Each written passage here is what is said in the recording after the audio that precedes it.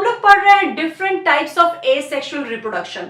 अब तक हम लोग पढ़ चुके हैं fission, fragmentation, regeneration, budding and spore formation.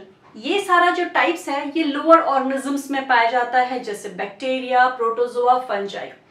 इस क्लास में हम लोग पढ़ेंगे vegetative propagation. Vegetative propagation plants में पाया जाता है। प्लांट बॉडी दो पार्ट का होता है। एक पार्ट को हम लोग कहते हैं रिप्रोडक्टिव पार्ट और दूसरे पार्ट को हम लोग कहते हैं वेजिटेटिव पार्ट। फ्लावर को रिप्रोडक्टिव पार्ट कहते हैं और फ्लावर के अलावा जो भी पार्ट होता है प्लांट में, जैसे रूट, स्टेम्स, लीव्स, इनको हम वेजिटेटिव पार्ट कहते हैं। तो वेजिटेटिव का मतलब हो गया root, stem, leaves and propagation का मतलब होता है स्प्रेड होना, फैलना। सो वेजिटेटिव प्रोपागेशन का आसान सा मतलब होता है रूट, स्टेम, लीव्स के द्वारा रिप्रोड्यूस करना।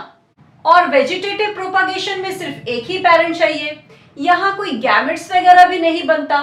इसीलिए वेजिटेटिव प्रोपागेशन प्लांट्स में पाया जाने वाला एक ऐसा एसेक्सुअल रिप्रोडक्शन है जहां प्लांट्स का वेजिटेटिव पार्ट्स जैसे रूट, स्टेम, लीव्स डेवलप हो जाता है नए प्लांट्स में अंडर एप्रोप्रिएट कंडीशन, सही वातावरण में। मतलब जब प्लांट्स के वेजिटेटिव पार्ट्स को सही वातावरण मिलता है तो वो नए प्लांट्स में डेवलप हो जाता है।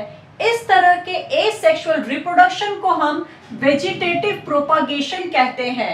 वेजिटेटिव प्रोपागेशन दो तरह का होता है, एक होता है नेचुरल वेजिटेटिव प्रोपागेशन और दूसरा होता है artificial vegetative propagation. Natural vegetative propagation अपने आप होता है, नेचुरली होता है, इसमें इंसान का हस्तक्षेप का जरूरत नहीं होता है, इसमें हमको कुछ नहीं करना होता है। वहीं आर्टिफिशियल प्रोपागेशन में जब तक इंसान हस्तक्षेप ना करे ये प्रोसेस नहीं होता। मतलब आर्टिफिशियल वेजिटेटिव प्रोपागेशन में हमारा इन्वॉल्वमेंट जरूरी है। नाउ नेचुरल वेजिटेटिव प्रोपागेशन तीन तरह से हो सकता है, रूट से, स्टेम से एंड लीव्स से। किसी किसी प्लांट में ड्यूरिंग फेवरेबल कंडीशन उसके रूट से ही नया प्लांट निकलता है। As for example sweet potato, sweet potato में ड्यूरिंग जून जुलाई में उसके रूट से नया प्लांट निकलता है। डालिया, डालिया में सितंबर अक्टूबर में उसके रूट से नया प्लांट निकलता है और ये अपने आप होता है, ह्यूमन बीइंग को कुछ नहीं करना पड़ता इसके लिए। पिक्चर में देखो, स्वीट पोटैटो के रूट से नया प्लांट निकल रहा है। नाउ कुछ ऐसे स्टेम्स भी होते हैं जिनसे न्यू प्लांट्स निकलते हैं नेचुरली। उनका एग्जांपल्स है पोटैटो, अनियन, जिंजर। ये तीनों जमीन के नीचे उगता है लेकिन ये स्टेम्स है। ये देखो, पोटैटो से टाइनी रूट एंड शूट निकल रहा है, यही न्यू प्लांट में डेवलप हो जाएगा।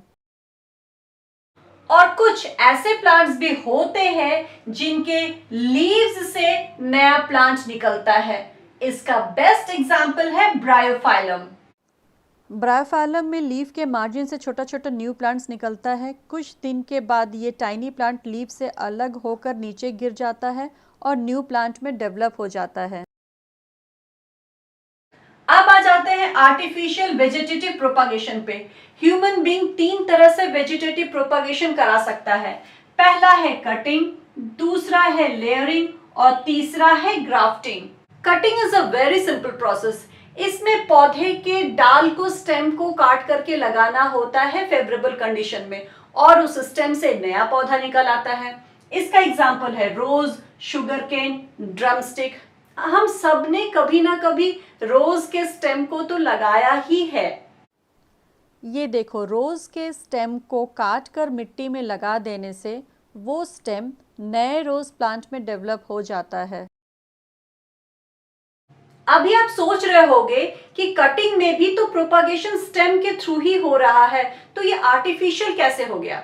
देखो, यहाँ पे स्टेम हम काट कर लगाएंगे तभी न्यू प्लांट निकलेगा। जब तक हम स्टेम को काटेंगे नहीं, न्यू प्लांट नहीं निकलेगा। तो यहाँ पे हमारा इन्वॉल्वमेंट हुआ, इसीलिए ये आर्टिफिशियल प्रोपागेशन में आता है। Now layering.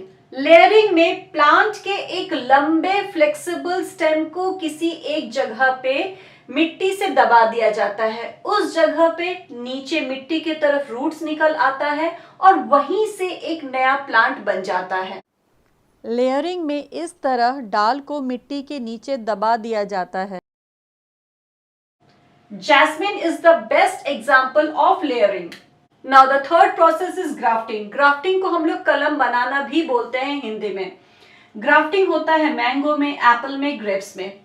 ग्राफ्टिंग के लिए हम लोगों को एक ही स्पीसीज का 2 प्लांट चाहिए। अगर हम लोगों को आम का कलम बनाना है तो हम लोगों को आम का 2 पौधा चाहिए। मैंने यहाँ पे देखो 2 पौधा बनाया है और दोनों पौधा को एक ही जगह से काट देंगे।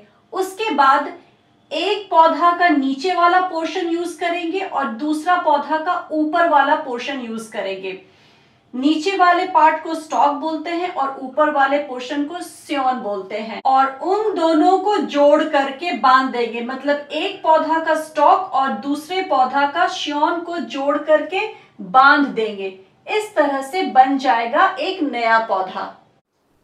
ये देखो, ग्राफ्टिंग में एक प्लांट के श्योन को और उसी स्पीसीज के दूसरे प्लांट के स्टॉक को आपस में जोड़ दिया जाता है। आई होप आप लोगों को natural and artificial vegetative propagation समझ में आया होगा।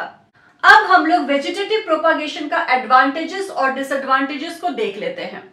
सबसे पहले एडवांटेजेस को देखते हैं। वो पौधा जो बीज से उगता है उसकी तुलना में वो पौधा जो वेजिटेटिव प्रोपागेशन के थ्रू उगता है उसमें फल और फूल जल्दी आता है। फॉर एग्जाम्पल, एक आम का बीज बो दो और एक आम का कलम लगा दो, किसमें फल जल्दी पकड़ेगा? ऑब्वियसली आम के कलम में जल्दी फल पकड़ेगा।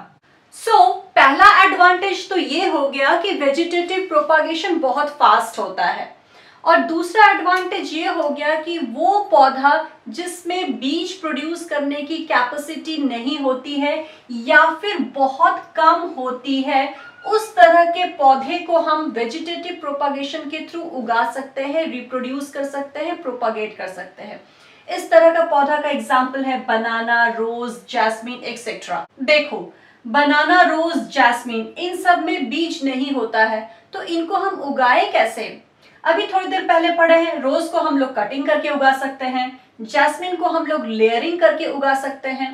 बनाना में एक तरह का अंडरग्राउंड स्टेम होता है जैसे जिंजर में होता है, उससे हम लोग बनाना प्लांट उगाते हैं।